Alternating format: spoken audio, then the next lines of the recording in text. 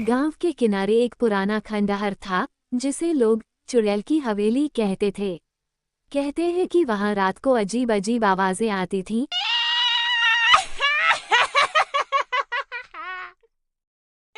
और जिसने भी अंदर जाने की कोशिश की, वो कभी लौटकर नहीं आया।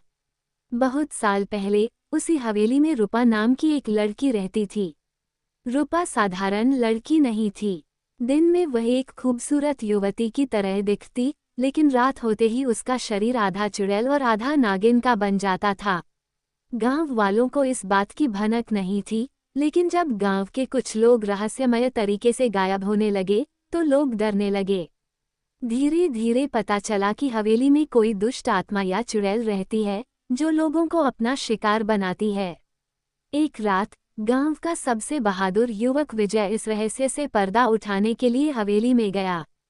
वहां उसने रूपा को आधी चुड़ैल और आधी नागिन के रूप में देखा।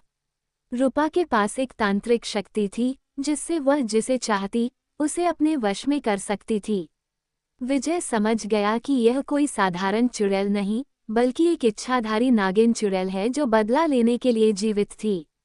लोग कहते हैं कि वर्षों पहले कुछ तांत्रिकों ने उसे श्राप देकर नागिन चुड़ैल बना दिया था, और जब तक वह 100 लोगों की बलि नहीं ले लेती, तब तक उसकी आत्मा मुक्त नहीं हो सकती थी।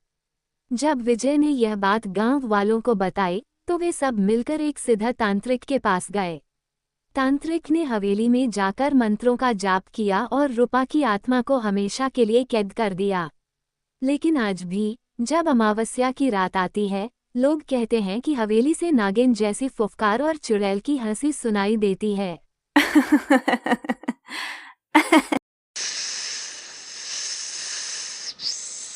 और जिसने भी वहां जाने की हिम्मत की, वह वापस नहीं आया। गांव में शांति लौट आई थी, लेकिन नागिन चुड़ैल की हवेली का डर अब भी लोगों के दिलों में था। तांत्रिक ने रूपा की आत्मा को कैद कर दिया था, पर कुछ लोगों का मानना था कि वो पूरी तरह मुक्त नहीं हुई थी। अमावस्या की रात हवेली से अब भी रहस्यमयी आवाजें आती थीं, फुफकार, धीमी हंसी और कभी-कभी किसी के चलने की आहट।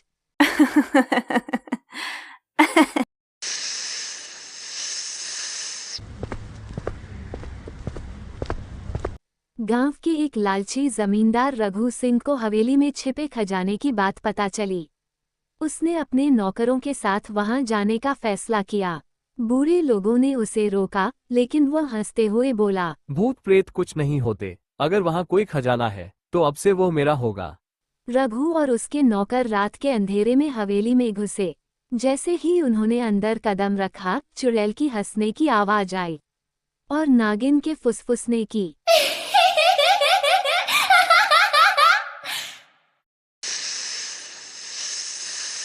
लगता है नागिन चुड़ैल जाग चुकी थी।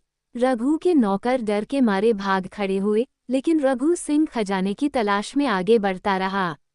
जैसे ही उसने एक पुरानी संदूक में खजाना मिला, वहां से धुएं का गुबार उठा और अचानक सामने नागिन चुड़ैल आ गई। तुमने मुझे जगाया है, अब तुम्हें इसकी कीमत चुकानी होगी। रघु के शरीर में जैसे बिजली दौड़ गई। उसने भागने की कोशिश की, लेकिन उसके पैर जमीन में चिपक गए। सामने रूपा खड़ी थी, आधी चुड़ैल आधी नागिन। उसकी लाल आंखें जल रही थीं और वह धीरे धीरे रघु की ओर बढ़ रही थी।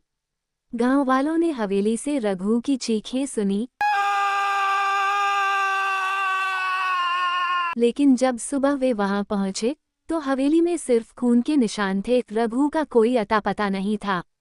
लोगों का मानना है कि रूपा पूरी तरह से मुक्त हो चुकी है और अब वो फिर से लोगों की बलि लेकर अपनी शक्ति बढ़ा रही है।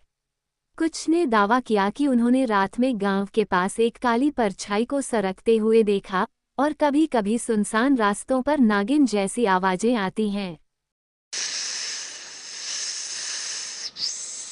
अब सवाल यह है, क्या कोई उसे रोक पाएगा, या नागिन वाली चुड़ैल एक बार फिर अपना कहर बर पाएगी? जानिए इस कहानी के अगले पार्ट में।